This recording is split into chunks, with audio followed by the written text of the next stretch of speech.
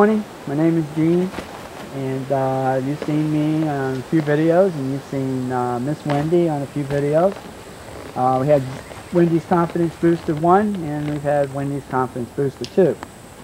And basically what I'm going to do today is tell you about Wendy.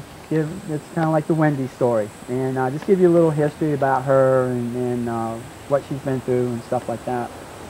So anyway, let me go get her, and while I'm explaining things to you, instead of just standing here like a bump on a log, I'm going to go ahead and brush her down and do certain things with her, and I'll explain what I'm doing as I'm doing them. So I'm going to go ahead and go get her right now.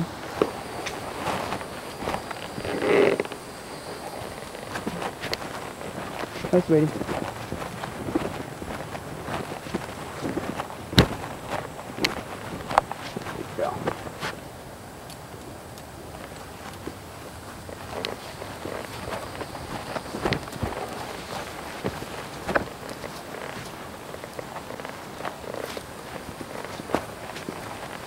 Okay, today is August 13th. In 2 more days, I'll have been with Wendy for 3 years. And it wasn't just Wendy, it was a few other horses that were along with her. Now, I'm just going to probably strictly stay with her through the storyline here, basically. And when I first met the people that own her, they wanted me to trim up one of their horses, which I couldn't do because they hadn't been handled in probably about 6 or 7 years, so they kind of went feral. So I went ahead and I told them that, you know, I can't do your horse right now. You won't allow me. I'm having some problems with them. We'll have to try another day. So he takes his horse away, and I'm thinking, well, I'm probably going to lose this client. It would have been nice, but I'll probably lose him. And he comes back a few minutes later and he says, well, I hear you're a trainer. And I said, yes. And he said, well, I've got 5 horses I want you to take a look at. So this is where I began my love affair with Miss Wendy here. There was 4 other horses in there with Wendy, and she was the alpha. She took care of the other horses, even though she really didn't need to, but she did. There's her dad, which is Joe, the gelding. He actually should be the alpha, but at this point in time, she was. The other horses were just kind of easy going, you know.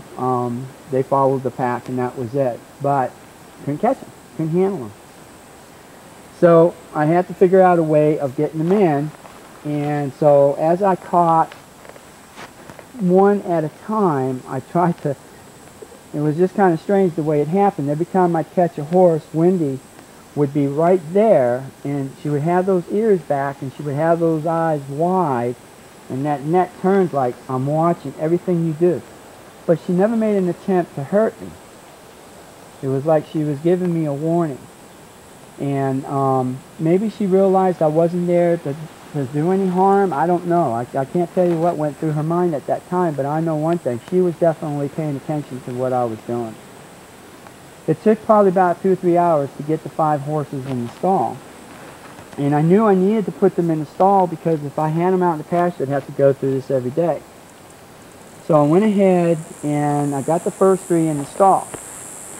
The last 2 was Joe, her dad, and Wendy. And I was able to get Joe before I could get her. And when I did get Joe, it left a dilemma. Because if I'd have just brought him out and put him in the stall and left her by herself, there's no telling what she could have done. And I didn't want her to go through the fencing or getting hurt or doing anything silly. So one of the people that were helping me came up with the idea of, why don't you lead Joe and have her follow him into the stall, and then you can turn around, and as she's coming in, you can pull Joe out. And I thought, man, I wish I'd have thought of that. Well, it worked. It worked like a charm. So now I got 5 horses in 5 different stalls, and that's pretty much where they're all going to be until I can individually, you know, handle each one of them. She was my toughest one. So this is why this is called the Wendy story. She was my tough nut to crack. So what I had done was I had put them in stalls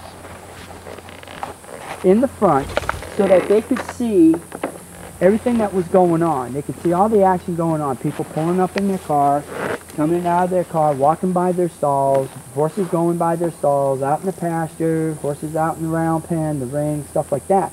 So there was a lot of action going on. I didn't want them isolated. And I told people that whenever they would walk by their stalls, and this is a Marty John Lyons thing, and it's blowing kisses. Now, the reason that you blow kisses is that it's a soft and it's a recognizable sound, and it's actually kind of like a safe sound. So I told them that every time they walk by the stall, go ahead and blow kisses at them, because what happens is that abused horses, and some of these guys were abused, not by the family, of course, but by other people, that they will stay to the back of the stall. They won't come out to the front. So when people would blow kisses when they would walk by, it would get their attention. Now, they wouldn't necessarily come up to the front of the stall, but it did get their attention. And then they started realizing that, hey, you know, people are just kind of going by and blowing kisses at us, and it kind of softened them up a little bit. They actually kind of expected a sound when somebody would walk by, a blowing of a kiss. And they actually were kind of looking forward to it too. Now she just took a nice side. She just took a nice side, so that's good. So that little aspect of the training kind of worked out pretty cool. Well, I pretty much was able to get a halter on all the others and lead them out and things like that, except for Miss Wendy. And believe it or not, we really had to do some drastic things with her.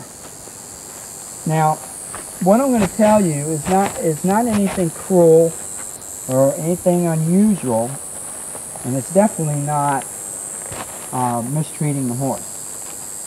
Well, she's in the stall, and I would try to feed her, stand in the stall with her and feed her, and she wouldn't come near me.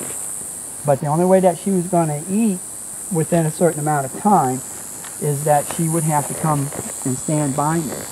Well, that took a couple of days of coaxing to finally do that. I mean, I would do it for about 10 or 15 minutes, and then if she didn't come in, then I would go ahead and drop her feed, try it again the next day. So after about 3 or 4 days, I guess, she started to stand near me.